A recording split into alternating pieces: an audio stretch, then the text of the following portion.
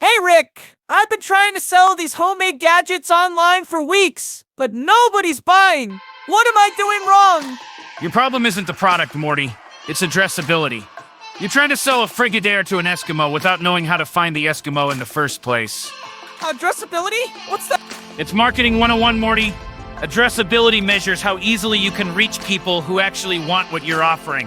High addressability means you can find your audience without breaking a sweat. Low addressability means you'll waste resources trying to get their attention. So, how do I know if my market has high addressability? Look at yoga, Morty. $8 billion industry.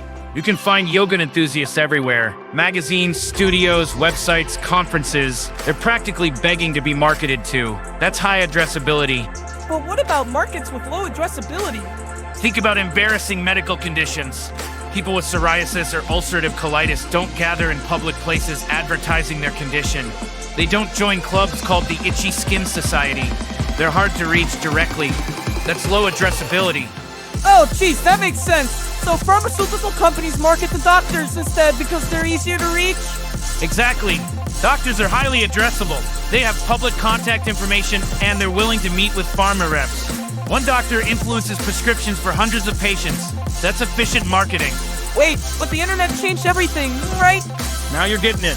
The internet has exponentially improved addressability for many markets. People with sensitive conditions search for information online anonymously. Forums, blogs, and websites like WebMD connect people who would never meet in person. Markets that were once nearly impossible to reach are now just a few clicks away. So I should focus on markets with high addressability? Unless you want to waste time and money, yes. The psychological tactic here is to go where attention already exists, instead of trying to create it from scratch. It's like using the popular appeal principle. People are drawn to what others are already interested in. What about social proof? Could I use that? Now you're thinking, Morty.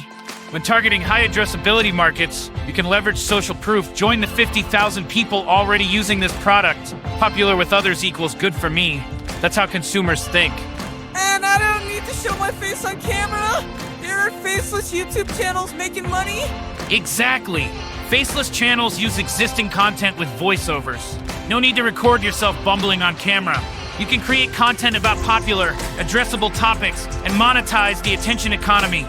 So what markets have high addressability that I can target? Gaming communities, fitness enthusiasts, DIY hobbyists. They all gather in specific online spaces. Even specialized interests like cryptocurrency or organic gardening have highly addressable communities. Find where your target audience already hangs out. What if I want to create something for a market with low addressability? Then you better have deep pockets or incredible patience, Morty. You'll need to create new channels of communication or piggyback on existing ones, or use the internet's search capabilities to find them when they're actively looking for solutions. So before I even create a product, I should consider addressability. Bingo! Addressability should be a primary factor in your business decisions. Choose markets you can easily reach, and you'll save time, money, and frustration. Creating the best product means nothing if you can't get it in front of the right people. Well, what's one action viewers should take after watching this? They should analyze their current target market's addressability.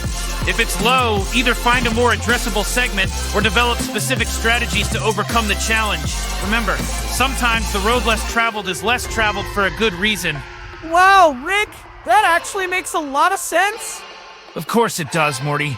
That's why successful marketers focus on addressability before anything else. Now let's get you selling to the right people instead of shouting into the void.